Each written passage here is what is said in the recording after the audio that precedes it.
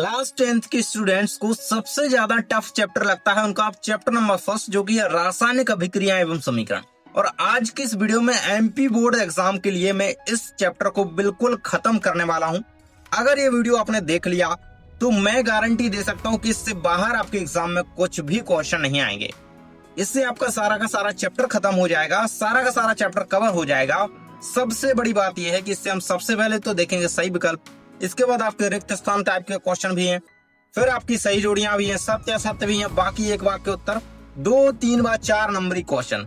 और ये पूरा का पूरा पीडीएफ आपको कैसे मिलेगा और इसी में से क्वेश्चन आएंगे, क्योंकि ये खुद एमपी बोर्ड द्वारा जारी किए गए क्वेश्चंस का बिल्कुल से पूरा का पूरा भरा गया संग्रह है और प्रीवियस ईयर्स क्वेश्चंस के पेपर से भरा हुआ है। ठीक है, तो आपको ये वीडियो पूरा देखना है। हम पूरा स्क्रीन पर चलते हैं और पूरा का पूरा चैप्टर बिल्कुल से एक क्वेश्चन से लेकर के पूरे क्वेश्चन को कंप्लीट करेंगे। तो बिल्कुल वीडियो पे बने रहना। जल्दी से कमेंट्स में लिख दो आई एम रेडी एंड हम स्टार्ट करते हैं। सबसे पहले हम आपके सही विकल्प कंप्लीट कर लेते हैं, जिसमें पहला क्वेश्चन है निम्नलिखित में से कौन सा भौतिक परिवर्तन नहीं है। ठीक है, नहीं है पूछा गया है। पहला ऑप्शन है उबलते पानी से जलवाष्प बनना, एलपीजी का दहन, बर्फ का पिघलकर जल बनना, नमक का पानी में घुलना। देखो करेक्ट आंसर इसका हो जाएगा एलपीजी में दहन। एलपीजी है ना, एलपीजी का जो दहन होता है वो यहाँ पे आपका भौतिक परिवर्तन नहीं होता है, ये एक रासायनिक परिवर्तन है। ठीक है, इसको याद रखना। अगला क्वेश्चन आपका आ जाता है जिन अभिक्रियाओं में ऊष्मा का अवशोषण होता है उन्हें कहते हैं ऊष्माक्षेपी अभिक्रिया, संयोजन, ऊष्माशोषी या फिर वाष्पीकरण। देखो ऊष्मा का अवशोषण हो रहा है। ठीक है, ये हमारी ऊष्मा शोषी होगी। कौन सी? ऊष्मा शोषी। क्यों? जहां पे ऊष्मा शोषित की जाती है ऊष्मा क्षेपी नहीं कहलाती वो, है ना। अगला हो जाएगा आपका निम्नलिखित में से कौन सी एक रासायनिक अभिक्रिया नहीं है। नहीं है पूछा गया है। ठीक है, तो बर्फ का पिघलना ये एक भौतिक अभिक्रिया है, रासायनिक नहीं है। करेक्ट आंसर आपको बर्फ का पिघलना लगा लेना है। अगला क्वेश्चन है आपका किसी रासायनिक अभिक्रिया में भाग लेने वाले पदार्थ कहलाते हैं। देखो जो भाग लेते हैं वो अभिकारक कहलाते हैं, इस चीज को बिल्कुल याद रखो। और जो बनते हैं अभिक्रिया के पश्चात वो उत्पाद कहलाते हैं, इस चीज को याद रखना। ठीक है, तो अभिकारक इसका करेक्ट आंसर हो जाएगा। जो भाग लेते हैं वो पदार्थ हमारे अभिकारक कहलाते हैं। ठीक है, वीडियो को लाइक कर देना ताकि आपको अन्य सारे वीडियोस भी मिलते रहे और चैनल को सब्सक्राइब कर लेना। ठीक है, अगला क्वेश्चन है लंबे समय तक सेवन ना करने पर सूखे मेवे सड़ जाते हैं क्योंकि ताप में परिवर्तन हो जाता है, विकृत गंधित हो जाते हैं, जंग लग जाती है। ये तो कोई सेंस ही नहीं बैठ रहा है। आंसर आपका रहेगा विकृत गंधिता के कारण वो सड़ जाते हैं, सूख जाते हैं। ठीक है, यहाँ पे आपका आंसर हो जाएगा विकृत गंधिता। अगला क्वेश्चन आपका आ जाता है 6Fe2O3 + 2Al, इससे आपकी अभिक्रिया बन रही है Al2O3, है ना। और Fe दी गई अभिक्रिया किस प्रकार की अभिक्रिया है? विस्थापन अभिक्रिया आपका करेक्ट आंसर हो जाएगा। भाई क्यों हो जाएगा? क्योंकि देखो यहाँ पे तत्व का क्या हो रहा है? विस्थापन हो रहा है। जो देखो ये एल्यूमिनियम यहाँ पे है, ये बहुत अभिक्रियाशील तत्व होता है ना। और ये आयरन यहाँ पे इसके साथ किसके साथ है? ऑक्साइड के साथ है ना। आयरन ऑक्साइड ये हमारा था पहले, फिर ये 2 एल्यूमिनियम के अणु आए, है ना। और जब ये मिला तो इसने आयरन को फेंक दिया इसके साथ, ऑक्साइड से छोड़ दिया कि भाई तू जा इधर से, मेरे को रहने दे इसके साथ। ठीक है, तो खुद जाकर के इसके साथ बैठ गया और आयरन को फेंक दिया। ठीक है, विस्थापित कर दिया एक तरीके से, तो क्या हो गई? विस्थापन अभिक्रिया। ठीक है, अगला क्वेश्चन आपका आ जाता है सोने एवं प्लेटिनम को गलाने वाले अम्ल का नाम क्या है? तो एक्वा रेजिया का विलयन इसे कहा जाता है। सोना एवं प्लेटिनम यानी कि गोल्ड और प्लेटिनम को जो गला दे, है ना, तो ये एक्वारेजिया का विलयन कहलाता है। अगला क्वेश्चन आपका है कि कैल्शियम ऑक्साइड की जल के साथ अभिक्रिया किस प्रकार की अभिक्रिया है? ऊष्माक्षेपी, शोषी, ऊष्माशोषी या विस्फोटक। सो करेक्ट आंसर ऊष्माक्षेपी रहेगा भाई। क्यों? क्योंकि कैल्शियम ऑक्साइड की जब जल के साथ अभिक्रिया करवाते हैं तो वहां पे ऊर्जा निकलती है, ऊष्मा निकलती है। ठीक है, ये हमारी ऊष्माक्षेपी अभिक्रिया हो जाएगी। Correct answer. ठीक है, देखो अभी रिक्त स्थान, सत्य असत्य और आपके 2, 3 व 4 नंबरी प्रश्न रह गए हैं, तो बिल्कुल से बने रहना, वीडियो को पूरा देखना ताकि आपका पूरा चैप्टर खत्म हो जाए। ठीक है, अब रिक्त स्थान देख लेते हैं। पहला क्वेश्चन है वे अभिक्रियाएं जिनमें ऊष्मा निकलती है। देखो ऊष्मा निकलती है जहाँ पे क्या है? ऊष्माक्षेपी, अभी हमने बताया आपको। ठीक है, अगला है वे अभिक्रियाएं जिनमें अभिकारकों के बीच आयनों का आदान प्रदान होता है, तो वो आयनिक अभिक्रिया। ठीक है, आयनों का आदान प्रदान आयनिक अभिक्रिया। ठीक है भाई, अगला क्वेश्चन आपका आ जाता है किसी रासायनिक अभिक्रिया का प्रतीकात्मक निरूपण खालिस्तान कहलाता है, तो वो रासायनिक समीकरण कहलाता है। ठीक है, अगला क्वेश्चन है आपका लोहे की वस्तुओं को खालिस्तान से बचाने के लिए उस पर पेंट करते हैं, तो संक्षारण से बचाने के लिए उन पर हम पेंट करते हैं। ठीक है, अगला क्वेश्चन है आपका ऐसी अभिक्रिया जिसमें एकल अभिकर्मक टूट टूट करके छोटे उत्पाद बनाता है, तो वो वियोजन है ना, मतलब टूट जाता है, वियोजित हो जाता है, छोटे उत्पाद बना रहा है, तो हमारी वियोजन अभिक्रिया कहलाती है। ठीक है, अगला है आपका लोहे की वस्तुओं पर जंग लगने की प्रक्रिया खालिस्तान कहलाती है, तो उसे हम संक्षारण कहते हैं। ठीक है, जंग लगने की जो प्रोसेस होती है संक्षारण कहते हैं। ठीक है, इसी से बचाने के लिए हम क्या करते हैं, लोहे पर पेंट करते हैं। ठीक है, यहाँ से आपकी कुछ सही जोड़ियां आ जाती हैं जिनको हम देख लेते हैं। पहला है आपका जंग लगना, तो जंग लगना आपका संक्षारण कहलाता है, बिल्कुल सामने मिल जाएगा। अगला है पेट्रोल का बाष्पीकरण, तो ये भौतिक परिवर्तन है। अगला है एलपीजी का दहन, यह एक रासायनिक परिवर्तन है। लोहे में जंग लगना भी संक्षारण कहलाता है। तो आंसर आपके सामने ही कंप्लीट हो जाते हैं। ठीक है, अगला क्वेश्चन आपका आ जाता है सही जोड़ी के रूप में ही। तो पहला क्वेश्चन है ऊष्मा के द्वारा अपघटन, तो पहले की जोड़ी 7 नंबर से मिल जाएगी। ऊष्मीय अपघटन ऊष्मा के द्वारा अपघटन कहलाएगा। अगला है आपका विद्युत के द्वारा अपघटन, ठीक है, और प्रकाश के द्वारा और विद्युत के द्वारा। ठीक है, तो प्रकाश के द्वारा प्रकाशीय अपघटन, ठीक है, सेकंड की। विद्युत के द्वारा विद्युतीय अपघटन, ठीक है। ऊष्मा का अवशोषण, ऊष्मा का उत्पन्न होना यानी कि ऊष्मा का क्षेपण। एक तरीके से अवशोषण क्या होता है हमारा, ऊष्मा शोषी अभिक्रियाएं, और क्षेपी अभिक्रियाओं के दौरान आएगा हमारा ऊष्मा का उत्पन्न होना। ठीक है, तो ये हो जाएंगी पांचों की पांचों सही जोड़ियां कंप्लीट यहाँ पे आंसर के साथ। इसके बाद हम आगे के आपके क्वेश्चन देखें जिसमें सत्य असत्य दिए गए। देखो, तो पहला क्वेश्चन आपका है सल्फ्यूरिक अम्ल का तनुकरण ऊष्मा शोषी अभिक्रिया है, तो ये बिल्कुल गलत रहेगा। देखो, जो भी असत्य है उसे मैंने रेड से यहाँ पे प्रश्न लिखा है, और जो बिल्कुल सही है उसको यहाँ पे ग्रीन से लिखा है। ठीक है, समझ पाएंगे आप। अगला है पदार्थ ऑक्सीकृत हो जाते हैं वे ऑक्सीकारक कहलाते हैं। जो पदार्थ ऑक्सीकृत या अपचयित हो जाते हैं वे ऑक्सीकारक कहलाते हैं, तो ये आपका गलत रहेगा। ठीक है, अगला है श्वसन ऊष्मा क्षेपीय अभिक्रिया, बिल्कुल सही है। अब भाई श्वसन ऊष्मा क्षेपीय अभिक्रिया क्यों है, इसका क्वेश्चन आता है, तो ये हम नीचे समझेंगे 3 नंबर क्वेश्चन में। ठीक है, अगला क्वेश्चन है लोहे में जंग लगना भौतिक क्रिया है, तो ये आपका गलत रहेगा, भौतिक क्रिया नहीं है। इसके बाद एक शब्द वाक्य में क्वेश्चन आ जाते हैं जिसमें पहला क्वेश्चन है पेट्रोल का बाष्पीकरण कौन सा परिवर्तन है, तो पेट्रोल का बाष्पीकरण जो है भौतिक परिवर्तन होता है, इसको बिल्कुल से कंप्लीट कर लेना। ठीक है, अगला क्वेश्चन आपका कह रहा है किसी लोहे की छड़ को रक्त तप्त करने, मतलब रक्त खून की जैसी लाल जब वो दिखने लगे छड़, है ना, ये कौन सा परिवर्तन है, तो ये भौतिक परिवर्तन होता है, इतना ज्यादा गर्म कर दिया जाए उसको, है ना। अगला है उस गैस का नाम क्या है जो पॉप ध्वनि से जलती है, तो वो हाइड्रोजन गैस कहलाती है, इसको बिल्कुल से याद रखना।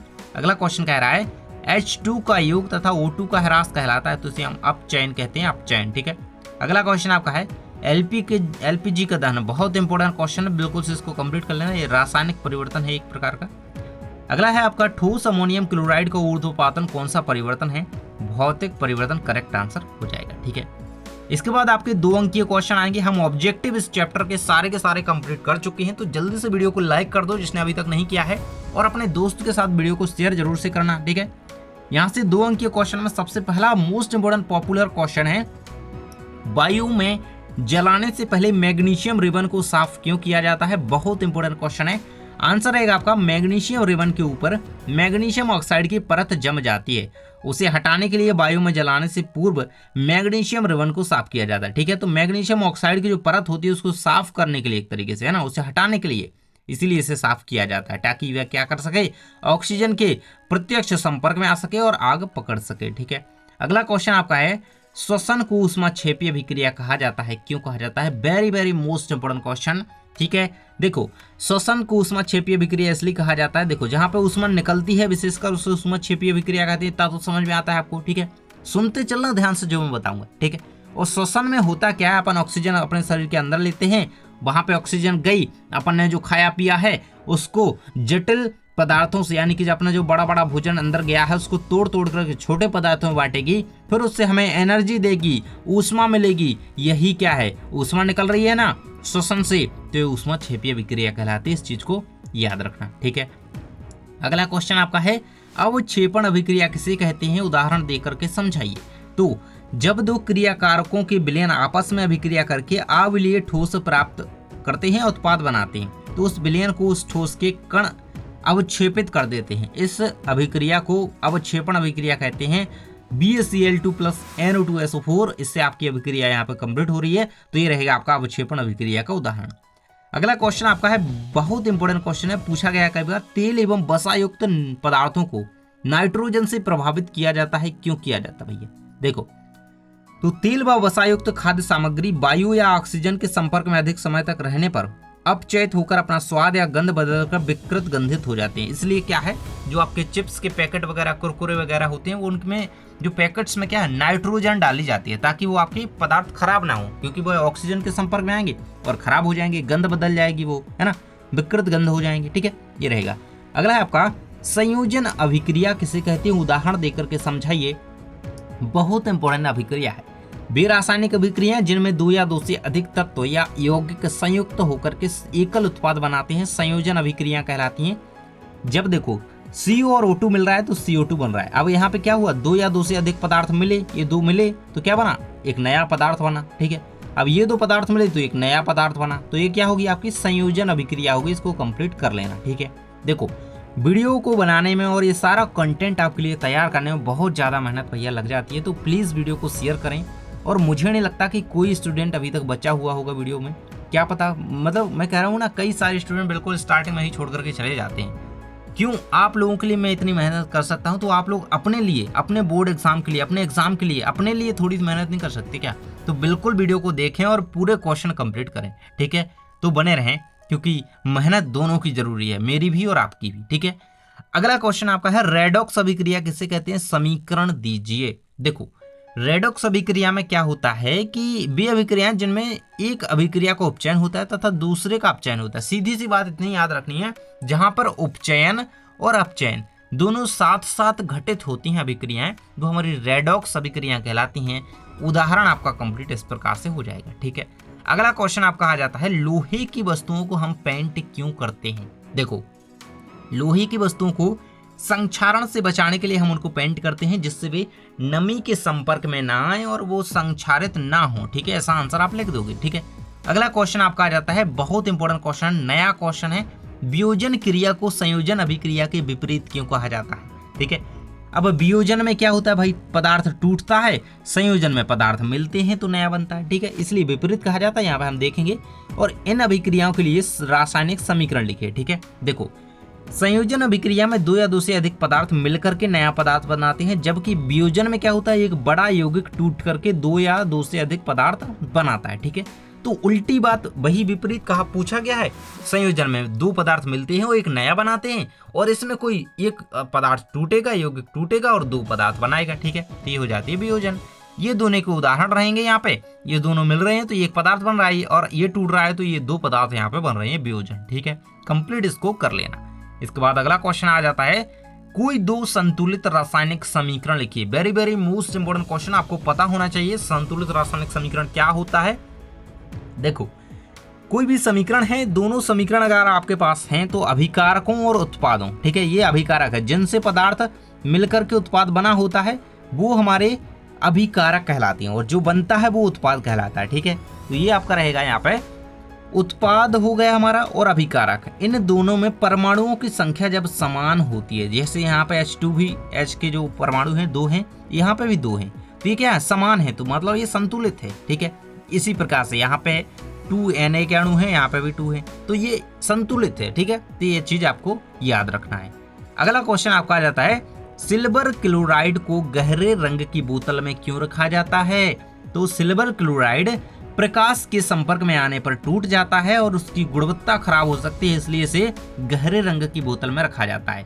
क्यों भैया, क्योंकि इसे सनलाइट से बहुत ज्यादा डर लगता है ना, तो सनलाइट के संपर्क में आएगा तो उसकी गुणवत्ता खराब हो जाएगी, है ना। कई ऐसी सन की रेस होती हैं जो कि उसको नुकसान पहुंचा सकती हैं, इसलिए उसे क्या, गहरे रंग की बोतल में, ताकि उसमें प्रकाश प्रवेश ना कर सके। अगला क्वेश्चन आपका है, आलू चिप्स के पैकेट को नाइट्रोजन से प्रभावित क्यों किया जाता है। अभी मैंने उदाहरण आपको बताया था ना, देखो आलू चिप्स के पैकेट में नाइट्रोजन गैस भरने से ऑक्सीजन नहीं पहुंचती, जिससे चिप्स ऑक्सीकरण से बच जाते हैं और ताजा बने रहते हैं। ठीक है, इस चीज को बिल्कुल से याद कर लेना वादा। ठीक है, अगला क्वेश्चन आपका, वायु में जलाने से पूर्व मैग्नीशियम रिबन को साफ क्यों किया जाता है, इसे हम कंप्लीट कर चुके हैं। चलिए अगले क्वेश्चन की ओर बढ़ते हैं। दैनिक जीवन में क्षरण के कोई दो उदाहरण लिखिए। जैसे लोहे में जंग लगना, क्षरण या संक्षारण बिल्कुल से पूछा जा सकता है। ठीक है, तो आयरन का जो ऑक्सीडेशन होता है इससे लोहे में जंग लगता है, संक्षारण हो जाता है। ठीक है, तांबे के बर्तन पर हरी परत चढ़ना। ठीक है, अब इनसे बचने के उपाय क्या है, लोहे पर पेंट किया जाए तांबे पर जिंक या जस्ते की परत चढ़ाई जाए। ठीक है भाई, बचने के उपाय बता दिए। अगला क्वेश्चन आपका 2 अंक की लास्ट है कि सोडियम को मिट्टी के तेल में डुबो करके भैया क्यों रखा जाता है। अभी दादा इतने ज्यादा अभिक्रियाशील होते हैं कि अगर इनको खुले में छोड़ा ना तो ये आगे पकड़ लेंगे, एकदम फायर होते हैं, है ना, सोडियम ऑन फायर। ठीक है, देखो सोडियम बहुत अति अभिक्रियाशील धातु होती है, यह हवा में स्वतः जलने लगती है और सोडियम ऑक्साइड का निर्माण करती है। इसलिए सुरक्षित रखने तथा आकस्मिक आग को रोकने के लिए सोडियम को मिट्टी के तेल में डुबो करके रखा जाता है ना। ये बहुत ज्यादा अभिक्रियाशील धातु है, इतना सभी को आपको पता ही होगा, पढ़ चुके होंगे। ठीक है, यहाँ से आपके 3 नंबरी प्रश्न स्टार्ट हो जाते हैं। देखो अगर अभी भी कोई स्टूडेंट बचा हुआ है वीडियो में तो नीचे कमेंट में जानकारी टीच लिखना, मैं समझ जाऊंगा कि हाँ कोई है जो डेडिकेशन से पढ़ाई कर रहा है बोर्ड एग्जाम के लिए। तो प्लीज कमेंट्स में बता देना, ताकि मैं बाद में कमेंट्स जब पढ़ता हूँ ना तो सोचता हूँ कि किसी विद्यार्थी ने किया होगा, है ना, तो पता तो चले। 3 अंक के क्वेश्चन में सबसे पहला क्वेश्चन है संतुलित रासायनिक समीकरण क्या है। रासायनिक समीकरण को संतुलित करना भाई आवश्यक क्यों है, क्यों आवश्यक है, देखिए होता क्या है और इसे संतुलित क्यों किया जाता है भाई, काहे करते हैं सारा काम। देखो संतुलित रासायनिक समीकरण, जिस रासायनिक समीकरण में अभिकारकों एवं उत्पादों के कुल द्रव्यमान समान हो, जैसा कि मैंने बताया परमाणु संख्या जिनकी समान है, द्रव्यमान समान है, वो हमारे क्या होते हैं, संतुलित रासायनिक समीकरण कहलाते हैं। ठीक है, अब इन्हें संतुलित करना क्यों आवश्यक है, देखो तो अभिक्रिया के पहले एवं उसके पश्चात प्रत्येक तत्व के परमाणु की संख्या जब समान होती है तो हमारे संतुलित रासायनिक समीकरण कहलाते हैं, तो पता है। ठीक है, वह समीकरण संतुलित रासायनिक समीकरण कहलाता है। ठीक है, द्रव्यमान संरक्षण के नियम के पालन के लिए रासायनिक समीकरण को संतुलित करना आवश्यक है, ताकि क्या हो, दोनों तरफ यहाँ पे परमाणुओं की संख्या क्या हो, समान हो, इसलिए संतुलित इसे करना आवश्यक है। ठीक है, उदाहरण आप यहाँ पे देख सकते हो। ठीक है, अगला क्वेश्चन भी इसी प्रकार का है, थोड़ा कह रहा है कि संतुलित रासायनिक समीकरण किसे कहते हैं, तो आप तो समझ ही गए हैं कि अभिकारकों और उत्पादकों के प्रत्येक तत्व की परमाणु की संख्या समान होती है दोनों पक्षों पर, यहाँ भी और यहाँ भी। ठीक है, जब समान हो तो ये हमारा संतुलित रासायनिक समीकरण कहलाता है, और इसका उदाहरण आपका ये रहेगा संतुलित रासायनिक समीकरण का। यहाँ पे भी H2 के 2 अणु हैं, यहाँ पे भी H के 2 ही अणु हैं। अगला क्वेश्चन है, बहुत इंपॉर्टेंट क्वेश्चन है, बिल्कुल मैं कह रहा हूँ कि छपने वाला है बोर्ड एग्जाम में। कह रहा है कि रासायनिक समीकरणों को संतुलित करने की हिट एंड ट्रायल विधि क्या है। ठीक है, तो हिट एंड ट्रायल विधि में अभिकारकों और उत्पादकों की, है ना, परमाणु मिलान के लिए सबसे छोटे पूर्णांक गुणांक लगा करके समीकरण को संतुलित करने की कोशिश की जाती है। यदि नहीं ठीक मिलता है तो गुणांक बदलते हैं जब तक समीकरण संतुलित ना हो जाए। मतलब गुणांक लगा करके जब समीकरण को संतुलित करा जाए तो उसे हिट एंड ट्रायल विधि कहा जाता है, इस चीज को याद कर लेना। ठीक है, अगला क्वेश्चन आपका है ऊष्माक्षेपी अभिक्रिया के 3 उदाहरण लिखिए। देखो अभी 4 नंबरी क्वेश्चन आपके रह गए हैं, तो बिल्कुल से बने रहना, क्योंकि बोर्ड एग्जाम में इस चैप्टर से सबसे ज्यादा नंबर का ही पूछा जाता है। ठीक है, तो बिल्कुल से ध्यान से देखते रहो, ये चैप्टर बहुत ज्यादा इंपॉर्टेंट है ना। आंसर रहेगा आपका यहाँ पे कार्बन का जलना, हाइड्रोजन का ऑक्सीजन से मिलन, सोडियम का पानी से प्रतिक्रिया, इनमें ऊष्मा क्या होती है, निकलती है। ऊष्मा या ऊर्जा कह सकते हैं, वो निकलती है। अब क्या होती है, क्षेपित होती है। तो ये रहेगा ऊष्माक्षेपी अभिक्रिया का उदाहरण। अगला क्वेश्चन आपका, विकृत गंधिता किसे कहा जाता है। खाद्य पदार्थों को इससे बचाने हेतु कौन सी प्रक्रिया अपनाई जाती है। देखो वही विकृत गंधिता, अगर देखो अब कोई खाने पीने का कोई भी सामान है, देखो है ना, जैसे मम्मी ने कुछ भी घर पे बनाया, आपने खुले में ऐसा छोड़ दिया रखा हुआ, तो वो क्या होता है, विकृत गंधित। थोड़ी अगर अपन समय बाद उसको चेक करें तो उसमें से बदबू आने लगती है। ठीक है, तो क्या होता है, वो विकृत गंधित हो जाता है। ठीक है, आप समझ लेते हैं थोड़ी भाषा में। विकृत गंधिता वह प्रक्रिया है जिसमें खाद्य पदार्थ खराब होकर के दुर्गंध या खराब गंध उत्पन्न करते हैं। इसे रोकने के लिए खाद्य पदार्थों को सूखे ठंडे स्थान पर या उचित पैकेजिंग में रखा जाता है तथा संरक्षक दवाओं का उपयोग किया जाता है। खासकर पैकेट्स में नाइट्रोजन को प्रभावित किया जाता है। ठीक है, अगला क्वेश्चन आपका आ जाता है, बहुत इंपॉर्टेंट क्वेश्चन है और ये क्वेश्चन बहुत बार आया है। जब लोहे की कील को कॉपर सल्फेट के विलयन में डुबोया जाता है तो विलयन का रंग बदल क्यों जाता है। देखो लोहे की कील कॉपर सल्फेट से प्रतिक्रिया करके लोहे का सल्फेट बनाती है और कॉपर धातु उससे निकलती है, इसलिए विलयन का रंग हल्का हो जाता है और कील पर तांबा जम जाता है। ठीक है, अगला क्वेश्चन है कि जब, ठीक है, ये भी वही क्वेश्चन दिया गया सेम जो कि हम अभी कंप्लीट कर चुके हैं, तो यहाँ पे भी आप देख सकते हो। ठीक है, इसमें थोड़ा अलग आंसर है, आपको जो भी सिंपल लगे आप उसको कंप्लीट कर लीजिएगा। ठीक है, जब पोटेशियम क्लोराइड विलयन में सिल्वर नाइट्रेट विलयन मिलाया जाता है तो तब अभिलेय अवक्षेप बनता है। यह किस प्रकार की अभिक्रिया है और इसका समीकरण भी दीजिए। देखो जब पोटेशियम क्लोराइड विलयन में सिल्वर नाइट्रेट का विलयन मिलाया जाता है तो द्विविस्थापन अभिक्रिया इस प्रकार की है, और जिसमें क्या होता है, सिल्वर क्लोराइड अवक्षेप में बनता है ना, अभिलेय के रूप में सिल्वर क्लोराइड बनता है। यहाँ पे आप देख सकते हो, ठीक है, ये रहेगा आपका AgCl यानी कि सिल्वर क्लोराइड। ठीक है, इसको आप कंप्लीट कर लीजिएगा। अगला क्वेश्चन आपका हम देख ही चुके हैं। इसके बाद लास्ट क्वेश्चन आपका यहाँ पे 3 अंकीय में है। वो कह रहा है कि विकृत गंधिता किसे कहते हैं और बचाने के लिए कौन सी प्रक्रिया। तो क्वेश्चन रिपीट हो चुका है, बिल्कुल से इसको कंप्लीट कर लेना।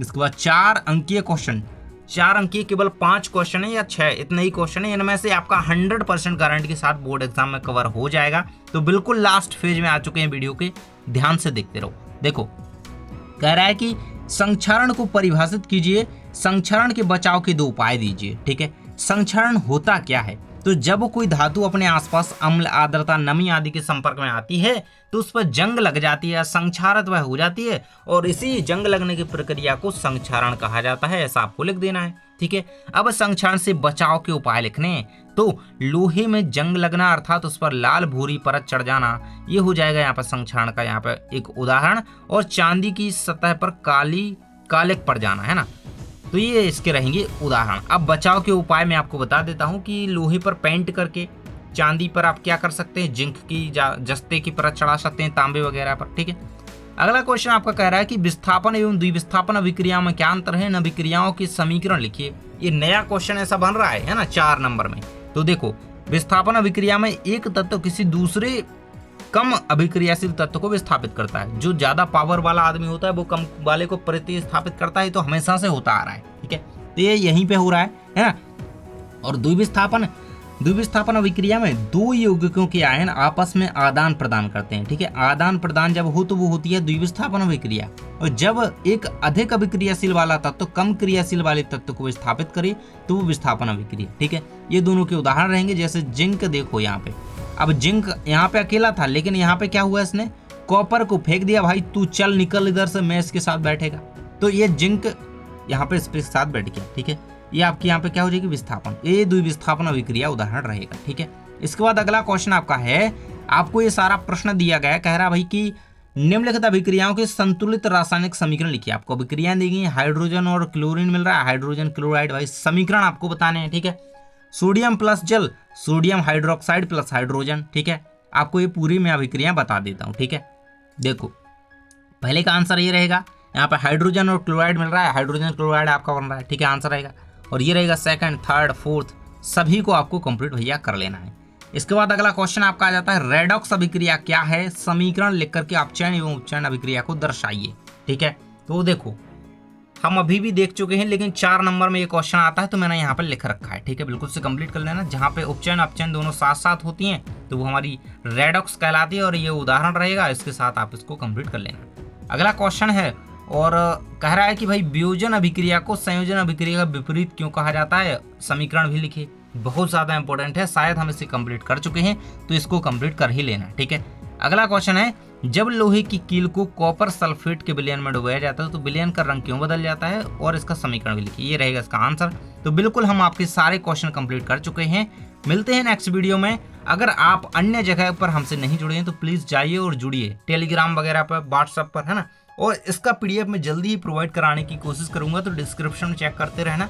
और वीडियो आप अपने दोस्त के साथ शेयर कर देना, ताकि आपको यहाँ पे अन्य सारे सब्जेक्ट्स के और अन्य सभी चैप्टर्स के, है ना, प्लेलिस्ट में बना दूंगा, तो सारे चैप्टर्स के उसी में आपको मिल जाएंगे, सब्जेक्ट के मिल जाएंगे। ठीक है, तो वीडियो को लाइक कर देना और बताना कि भाई लास्ट तक कौन बचा था वीडियो में। ठीक है, तो मिलते हैं नेक्स्ट वीडियो में। Thanks for watching, all the better best.